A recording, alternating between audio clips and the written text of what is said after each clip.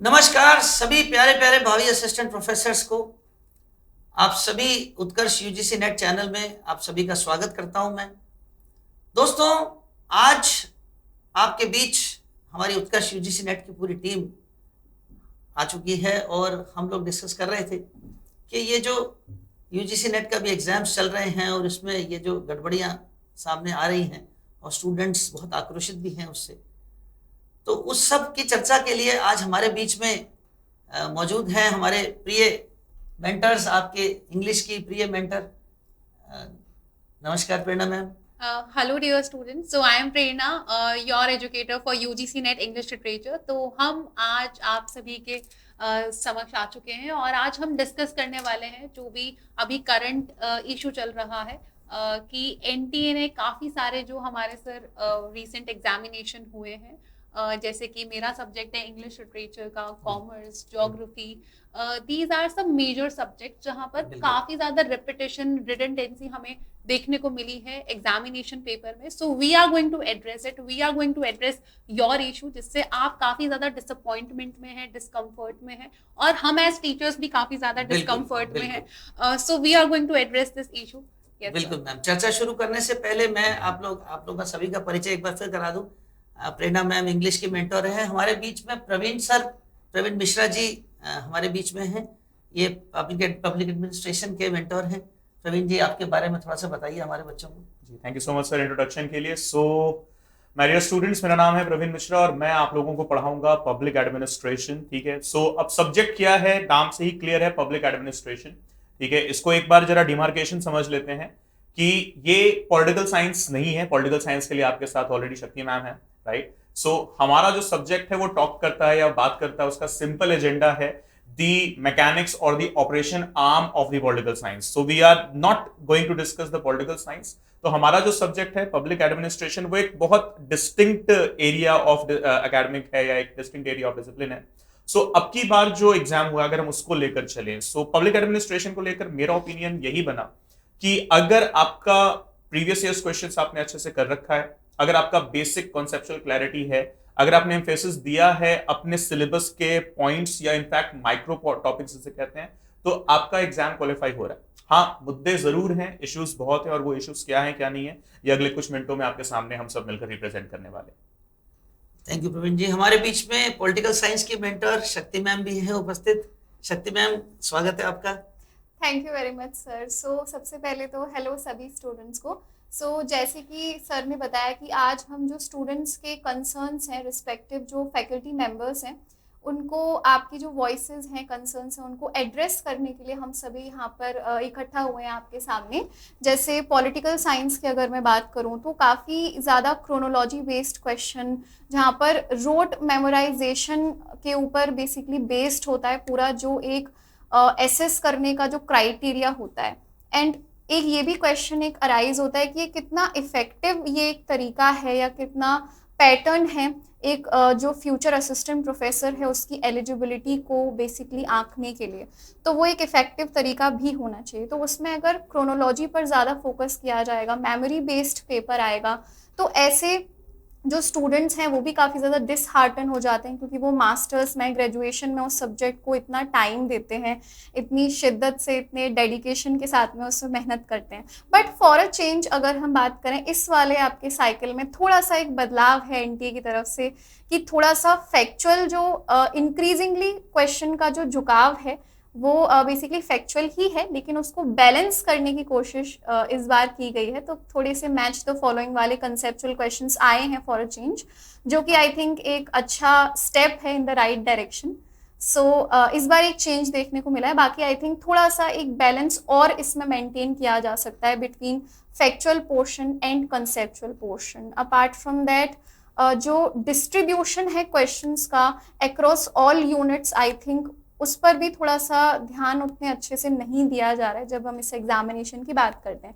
जैसे sir agree करेंगे कि पेपर 1 में भी 10 यूनिट्स हैं, पर हर यूनिट का अपना एक अलग इम्पोर्टेंस है। जैसे स्टूडेंट हमारे फ्यूचर में असिस्टेंट प्रोफेसर बनने जा रहे हैं, तो टीचिंग एप्टीट्यूड उनके बहुत काम आएगा। मैं बिल्कुल सहमत हूँ आपकी बात से। जो भी आपने एक बात बोली ना कि ये जो अब पेपर बन रहा है वो मोर ऑफ फैक्चुअल और मोर ऑफ रोट लर्निंग की तरफ जा रहा है।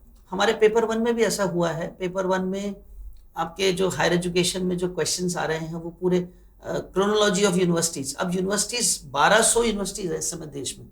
1200 यूनिवर्सिटीज के एस्टेब्लिशमेंट ईयर याद करना रटने जैसा हो जाता है। तो वो पूरा chronology of universities, chronology of UGC के चेयरमैन, मतलब पूरा का पूरा पेपर रोड लर्निंग की तरफ में है। आप बिल्कुल सही कह रहे हैं। तो चर्चा शुरू करते हैं आज की। बिल्कुल बिल्कुल सर। लेकिन चर्चा को शुरू करने से पहले मेरा एक बहुत इंपॉर्टेंट क्वेश्चन है यहाँ पर, जो शायद यहाँ बहुत सारे हमारे व्यूअर्स का भी होगा। ये जो एग्जाम है जिसे हम कहते हैं यूजीसी नेट, ये एग्जैक्टली में है क्या? मतलब इसका डायमेंशंस क्या है, इसके पैरामीटर्स क्या हैं, इसका सिलेबस क्या है, और ये एग्जाम क्वालिफाई करना मतलब मेरे लिए, मेरे करियर के लिए, मेरे फॉर्चुनेट करियर के लिए कितना एक प्लस पॉइंट हो सकता है? बहुत तो अच्छा इस सवाल पर किया जरा सर। मैं रोशनी चाहूंगा सर। बिल्कुल सर, आपने बहुत ही अच्छा सवाल किया। आप सुन के हैरान रह जाएंगे सर, आज भी हमारे देश में यूजीसी नेट का एग्जाम देने वाले बहुत सारे बच्चे यूजीसी नेट के बारे में ही प्रॉपरली नहीं जानते।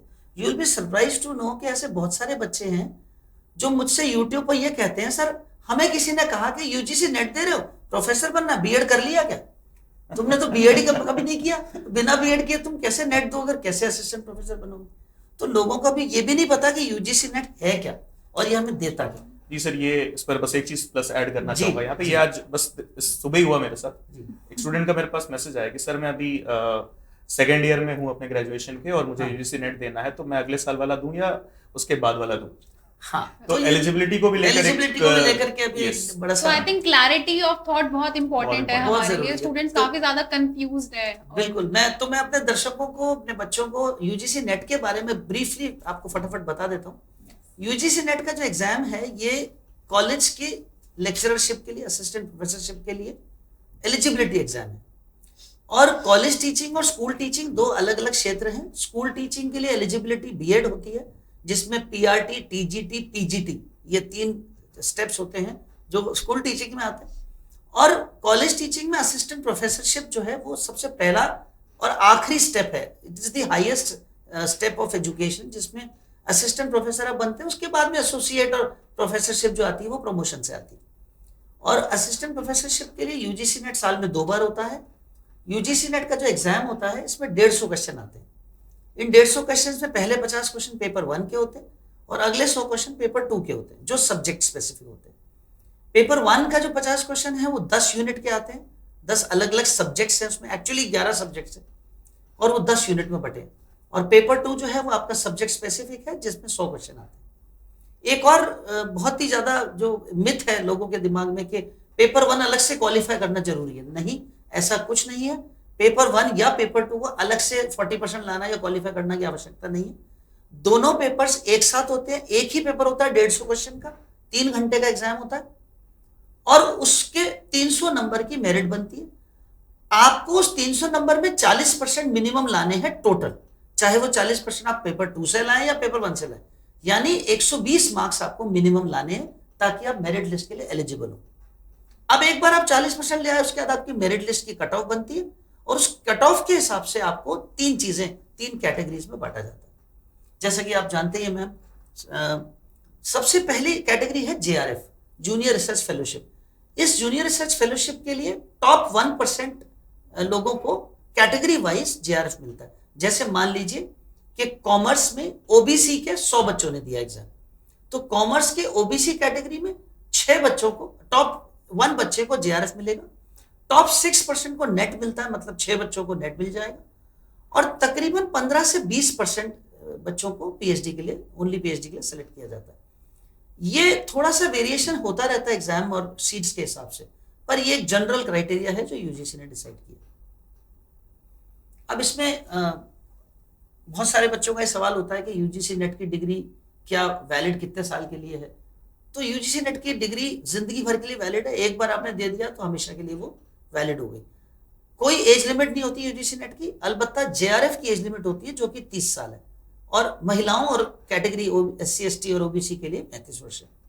तो ये एक जनरल मैंने बताया आपको यूजीसी नेट का। पर आज हमारा जो मुद्दा है चर्चा का, आज हम सब लोग, हमारे बच्चों की तरह हम लोग भी अंदर से विद्वलित हैं कि बहुत ज्यादा फ्रस्ट्रेटेड हैं, गुस्से में हैं, आक्रोशित हैं कि एनटीए ने जो इस बार किया, पहले तो ये समझना जरूरी है कि क्या इसको स्कैम कहा जा सकता है, क्या इसे धोखा कहा जा सकता है। मैम आप बताइए कि एनटीए ने इस बार क्या किया और उसे हम धोखे की कैटेगरी कैसे दें? सर आई बिलीव हर एक सिचुएशन के प्रोज भी होते हैं और कॉन्स भी होते जी। हैं, तो ऐसा ही इस बार अभी मेरा टेक है। हमारे जो एग्जामिनेशन हुए हैं, स्पेसिफिकली इंग्लिश मेरा सब्जेक्ट है तो उसके बारे में मैं ज़्यादा अच्छे से बता सकती हूँ।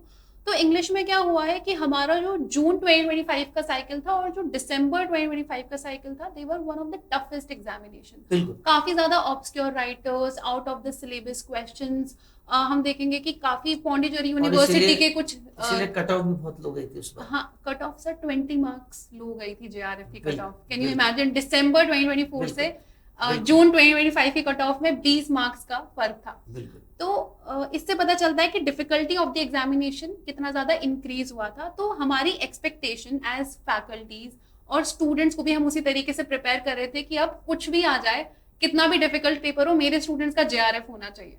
So I was, taking all the minor writers also, major writers के जो minor works हैं उनको हम एड्रेस कर रहे थे और स्टूडेंट्स के साथ काफी ज्यादा मेहनत हम उस फ्रंट पे कर रहे थे।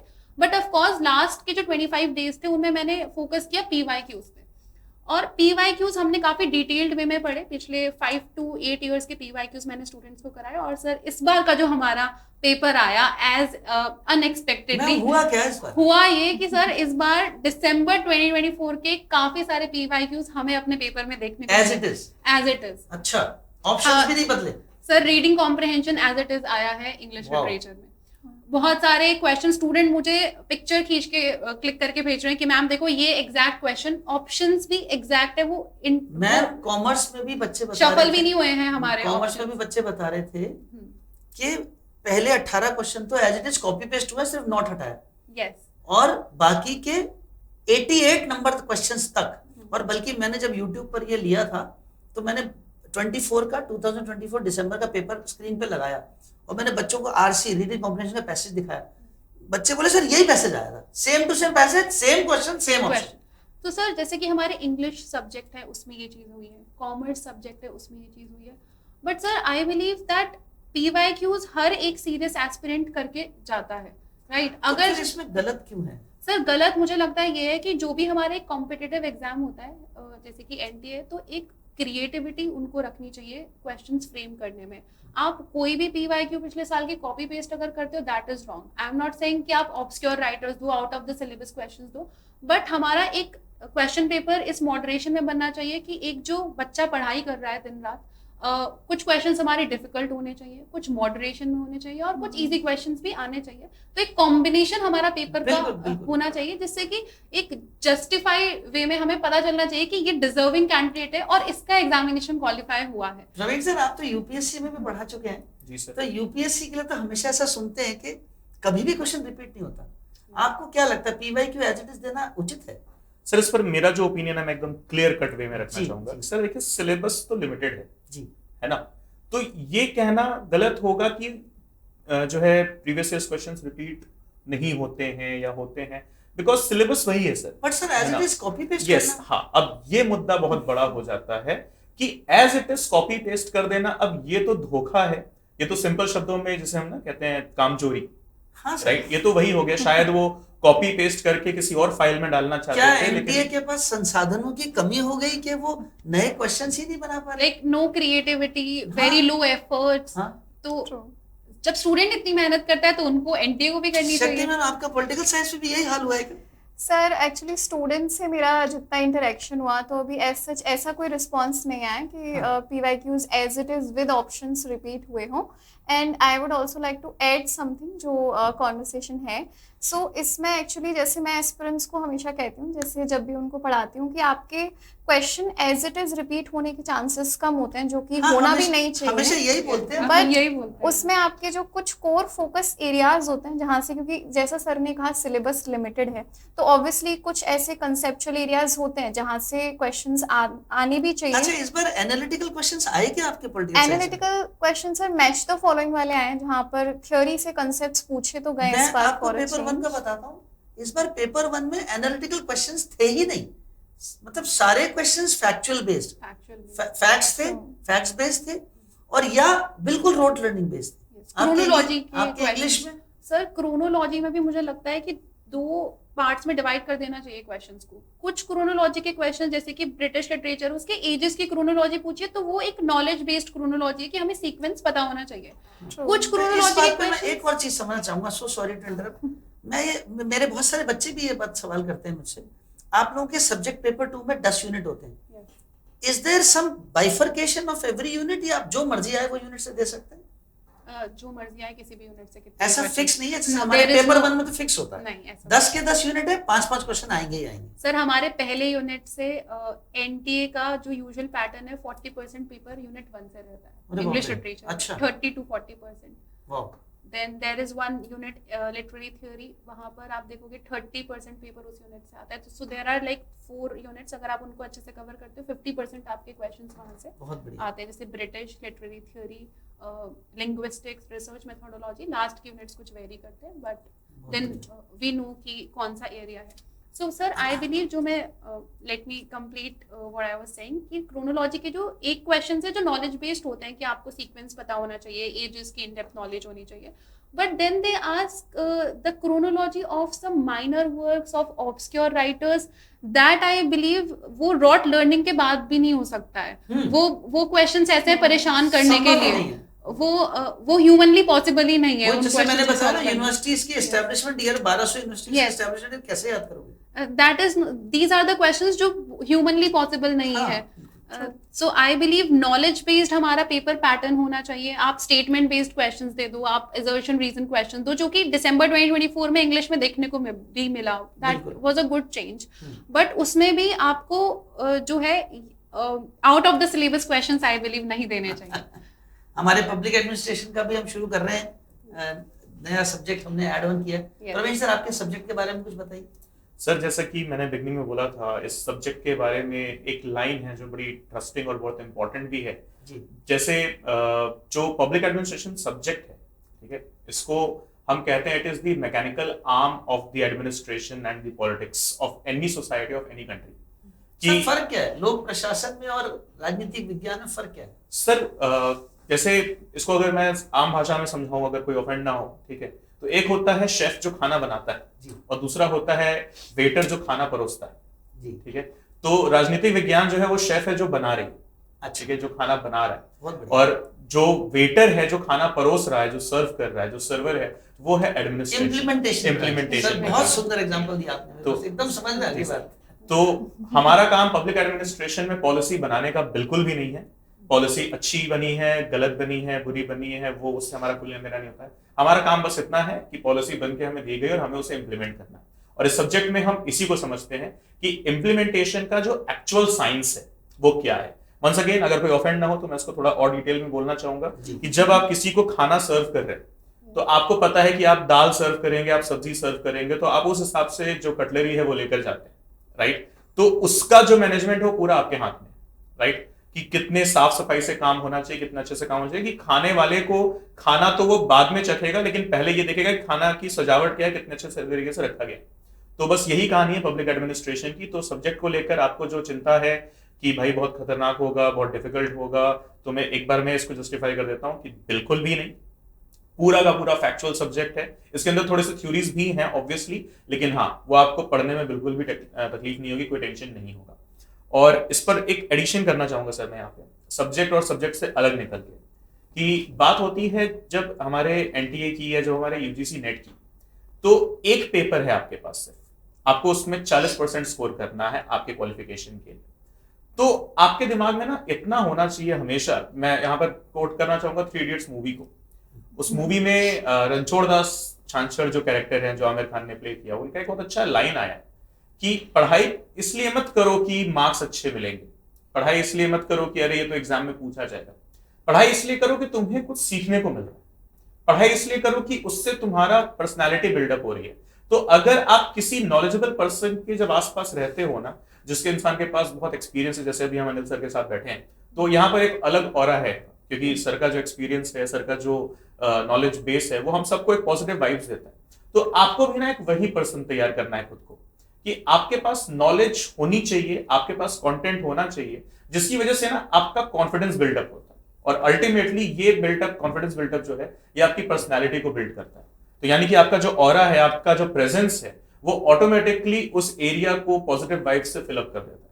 तो बस इतनी सी बात है। और हमारा सब्जेक्ट्स जो हैं, पेपर 1 तो ऑब्वियसली सारी चीजें सिखाते हैं आपको, साथ ही साथ हम इसको पेपर 2 में भी डिस्कस करने वाले हैं। बहुत बढ़िया, बहुत बढ़िया। Welcome sir, welcome to the team. Thank you so much. Public administration का एक और हमारे स्तंभ में एक और स्तंभ जुड़ गया। शक्ति मैम एक बात बताइए, जैसे ये एनटीए ने जो किया, पीवाईक्यूज किया, as it is copy paste किया, मतलब सिर्फ पीवाईक्यूज की बात ना करें, ओवरऑल एक एनटीए जिस तरह से एग्जाम कंडक्ट करा रही है, और अब HECI जो नई बॉडी आने वाली है, आज ऑफ कोर्स आपको पता ही होगा, higher education commission of India, ये पूरा ही भंग कर रहे हैं सब, UGC और NCT। तो क्या it is high time now कि HECI को तुरंत ड्राफ्ट करके इसको पूरा सिस्टम चेंज करना चाहिए? एनटीए से मुझे लग रहा नहीं कि संसाधन पूरे पढ़ पा रहे हैं उनके पास। और मैं एक और चीज इसमें ऐड करना चाहूंगा, जो मेरा सोच है, क्या हमें नेगेटिव मार्किंग भी इंट्रोड्यूस करवानी चाहिए, मतलब इसमें होनी चाहिए? Sir according to me I think ये बिगेस्ट क्राइम है कि नेगेटिव मार्किंग नहीं है, क्योंकि नेगेटिव मार्किंग जब होता है ना, तो आप एक लक का जो फैक्टर होता है ना, उसे आप एलिमिनेट कर देते हो। तो इसमें अभी ऐसा होता है कि कोई स्टूडेंट ऐसे होते हैं जिनका गेस वर्क अच्छा हो गया, हाँ। या बाय लक थोड़ा सा, और नेट और जेआरएफ के स्कोर्स में कभी कभी ऐसा होता है कि बहुत कम मार्जिन का डिफरेंस होता है, तो वो वहां पर लक का फैक्टर आई थिंक बहुत ज्यादा स्टूडेंट्स के लिए जो है गेम किसी के लिए बढ़ा भी सकता है, किसी के लिए खराब भी कर सकता है। तो देन अगेन वो इतना एक प्रेस्टिजियस एग्जामिनेशन है कि आपको असिस्टेंट प्रोफेसर एलिजिबिलिटी उसके थ्रू दी जा रही है, फ्यूचर जो रिसर्च स्कॉलर्स हैं आप उनको चुन रहे हो, उनको चूज कर रहे हो बेसिकली इस एग्जामिनेशन के थ्रू, जो प्रेस्टिजियस यूनिवर्सिटीज में डॉक्टरल डिग्रीज परस्यू करने वाले हैं, पूरा एजुकेशन का जो इंफ्रास्ट्रक्चर है, हायर एजुकेशन के लैंडस्केप को शेप करने वाले हैं कंट्री में। तो आई थिंक ऐसे प्रोफेशनल्स को जब हम चूज कर रहे हैं तो उसमें एग्जामिनेशन का एक लेवल होना चाहिए, डेफिनेटली उसमें negative marking I think sir होना चाहिए, बिल्कुल। इसको आई होप स्टूडेंट्स आज हमारी आवाज हम पहुंचाएं एनटीए तक या एजुकेशन मिनिस्टर तक कि क्या क्या चीजें हैं जो पॉइंट बाय पॉइंट हमें चेंज करनी चाहिए, हमें जरूरत है। एक आपने बहुत अच्छा पॉइंट रखा, नेगेटिव मार्किंग होनी चाहिए। प्रेरणा मैम, और आपके हिसाब से और क्या पॉइंट होना चाहिए जो बदलाव चाहिए? सर बदलाव की अगर हम बात करें तो जैसे कि मैंने पहले भी जो बताया था उसी को रीइटरेट करना चाहूंगी कि पेपर जो है वो मॉडरेशन में बनना चाहिए। ऐसा नहीं हो कि आपने सिर्फ इजी, जैसे इस बार हुआ, सिर्फ इजी क्वेश्चंस कॉपी पेस्ट करके दे दिए हैं, या फिर ऐसा ना हो कि आप बहुत ही माइनर राइटर्स या बहुत ही ज्यादा difficult out of the syllabus questions दे रहे हैं। There has to be some sense in the question paper जब आप बना रहे हो, कि जिससे जो डिजर्विंग स्टूडेंट है वो एक्चुअल में क्वालिफाई कर पाए पेपर को। और सर अगर मैं बोलूँ नेगेटिव मार्किंग के बारे में, तो मुझे लगता है कि इंग्लिश लिटरेचर के स्टूडेंट जो पहले ही इतने घबराए रहते हैं वो और ज्यादा घबरा जाएंगे। तो अब वो घबराने की बात तो ठीक कही आपने मैम, लेकिन जैसे मैं भी क्लास में कभी कहता हूँ नेगेटिव मार्किंग इंट्रोड्यूस होनी चाहिए, सब बच्चे कहते हैं क्या कर रहे हो सर, पहले ही क्लियर नहीं हो रहा, नेगेटिव मार्किंग होना चाहिए तो क्लियर कर। मैंने कहा नहीं बच्चों, ये आपकी सही मायने में आपके वास्तविक क्षमता को आगे लाएगा और उन लोगों को पीछे कर देगा जो बिना पढ़े तुक्के के दम पर 5-7 क्वेश्चन सही करा है। सर हम तो वैसे स्टूडेंट्स को सिखाते हैं कि एलिमिनेशन मेथड कैसे करना है, इंटेलिजेंट गेस वर्क कैसे करना है, पर वो तो अब हमारी मजबूरी है ऐसा सिखाना, क्योंकि negative marking, once negative marking introduce हो गई तो हम ये कहेंगे कि छोड़ दो क्वेश्चन, लेकिन आप तुक्के मत मारो, क्योंकि आज बड़े से बड़ा देश का IAS एग्जाम में भी नेगेटिव मार्किंग होती है। तो UGC नेट तो इतना प्रेस्टिजियस एग्जाम है, जैसा कि शक्ति मैम ने कहा कि असिस्टेंट प्रोफेसर बनने आप जा रहे हो जो देश के भावी स्कॉलर्स को चुनेगा, और देश की जो भावी जो स्कॉलर्स और भावी जो शिक्षक हैं, मतलब भावी शिक्षकों को बना रहे हो। तो फिर इस समय तो ऐसे लोगों के ये चीज सही भी है, क्योंकि बहुत बार आपने ऐसे इंटरव्यूज देखे होंगे जहां पर स्टूडेंट कह रहे हैं कि हमने 1 महीने में पढ़ के UGC नेट क्रैक कर लिया, व्हिच इज नॉट पॉसिबल, है ना। तो वो चीज वहां से वो एलिमिनेशन आएगा कि जो स्टूडेंट 1 साल से तैयारी कर रहा है वो इंटरव्यू देख के डिमोटिवेट होता है कि हम अब तो ये और कह रहे स्टूडेंट चलो 2024 का पेपर कर जाओ, पास हो जाएंगे। अब तो हाँ, पर मैंने बोला है कि ये वाले पेपर को बेस बना के अब आपको दिसंबर 2026 की तैयारी नहीं करनी है, आपको दिसंबर 2026 की तैयारी यही सोच के करनी है कि हमको इन डेप्थ नॉलेज होनी चाहिए, वैरायटीज ऑफ क्वेश्चंस की प्रैक्टिस करनी है। मजाक बनाया जा रहा है कि कौन सा अब अगला कौन सा पेपर करके जाना है जो पास हो जाए। 2024 का कॉमर्स का आया, इंग्लिश का आया, तो अब और कौन सा 2025 पेपर कर जाए तो इस पास पे- हो जाए। इस पे मैं सर एक चीज जरूर ऐड करूंगा यहाँ पर कि आपको ये पता चल गया है कि प्रीवियस ईयर्स क्वेश्चंस का इंपॉर्टेंस क्या है, ठीक है। तो सिंपली अब आप अगर 2026-27 का एग्जाम जो भी आप टारगेट कर रहे हैं तो इतना समझ के चलिए कि पिछले 15-20 सालों का जो एग्जाम पेपर है वो रट के जाइए, है ना, वही आपकी नैया पार कराएगा। नहीं सर, उसके तो खिलाफ हम लोग आवाज उठा रहे नहीं हैं। तो सर वही कह रहा हूँ ना, मैं थोड़ा एनडीए के फेवर में भी तो बोल दूं। और सर आज तो सर एक और आयरनी हमने देखी, अभी हम चर्चा कर रहे थे मैं प्रवीण सर, हम लोग के कोई प्राइम मिनिस्टर का ट्वीट भी आया, आज एजुकेशन मिनिस्टर का बर्थडे भी है। हाँ सर, तो सबसे पहली चीज तो मिनिस्टर साहब को जन्मदिन की लाखों बधाइयां, क्योंकि लाखों स्टूडेंट्स भी उनको बधाइयां दे रहे हैं। तो मैं बस यही कहूंगा अपने तरफ से और अपने सभी स्टूडेंट्स की तरफ से कि जब पहली बार मैंने ये हमारे प्राइम मिनिस्टर का ट्वीट देखा तो मुझे सही में लगा कि ये शायद मजाक है या किसी ने ऐसे ही अपलोड कर दिया है, लेकिन जब मैंने बाद में पेज खोलकर एक्चुअली में देखा तो वो सही है। तो सिंपली कहने का मतलब यहाँ पर यही है ना कि किसी के भरोसे मत बैठिए कि किसको रखा जाएगा, किसको हटाया जाएगा, क्या होगा क्या नहीं होगा। आप अपना कर्म करिए, आप अपनी तैयारी करिए, आप अपना हार्डवर्क करिए, है ना। और अभी पॉलिटिक्स में मत पड़िए कि अरे इनको हटाया जाएगा हम तब तैयारी करेंगे, ये सुधरेगा हम तब तैयारी करेंगे। देखिए, अगर किसी को हटाने से, किसी को बदलने से चीजें सुधरती तो कईयों बार हिंदुस्तान के अंदर सरकारें बदली हैं, सरकारी अफसर बदले हैं, सरकारी तंत्र मंत्र बदले हैं, ठीक है। लेकिन जिसे बदलना होता है, जिसे सुधरना होता है, वो समय के साथ सुधरता ही है, और जिसको नहीं होना होता है वो नहीं होगा। बिल्कुल सही ठीक, तो उसमें कुछ बैठने वाली बात नहीं है, नेगेटिव सोचने वाली बात नहीं, पेसिमिस्ट नहीं होना है, ऑप्टिमिस्टिक होना है आपको कि सिस्टम में कभी भी खराबियां चल रही हो, कितनी भी खराबियां चल रही हो, क्वालिफाई फिर भी लोग कर रहे हैं, इंसान ही है वो जो क्वालिफाई कर रहे हैं, राइट। या उनके पास भी उतने ही रिसोर्सेज हैं, उतने ही संसाधन हैं जितने आपके पास हैं। तो आप अपना काम करते रहिए, आगे जो होना है, जिसने गद्दी पर बैठना है, जिसने कुर्सी पर बैठना है वो बैठेगा ही, जिसे हटना है वो हटेगा। जैसे वो एक कहावत है ना sir, there is always a room for the best. Yes, तो बी द बेस्ट, ट्रू। आप बेस्ट बनिए, चाहे 2024 का पेपर चिपक के आए, चाहे 23 का चिपकाए, चाहे 25 का चिपकाए, आपको सब आता है। अगर आप बेस्ट हैं, आप अपने सब्जेक्ट में मजबूत हैं, तो फिर कैसा भी क्वेश्चन आ जाए आपको फर्क नहीं पड़ता।